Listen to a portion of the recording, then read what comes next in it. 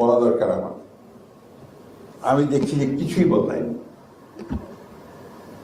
একইভাবে আপনার যারা ঘুষ খেত তারা ঘুষ খাওয়ার ফন্দি বিক্রি করছে, একইভাবে যারা আটকে দিত ভালো একটা কাজকে আটকে দিচ্ছে, একইভাবে ওই যে আমি বললাম যে আপনার ভোল পাল্টা দিয়ে চলে আসছে।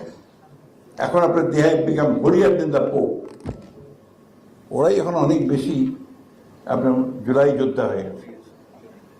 এই কথাগুলো আক্ষেপে বলছি এই জন্য যে আমার বয়স অনেক, আমি তো সত্যিকার অর্থে এবার পরিবর্তনটা দেখতে চেয়েছিলাম, যে এখন পর্যন্ত সেটা আমি দেখছি না আমাদের মধ্যে।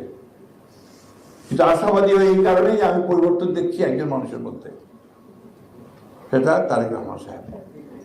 তিনি চেষ্টা করছেন, তিনি নতুন নজির স্থাপন করছেন, এবং সেই নজিরকে যদি আমরা সামনে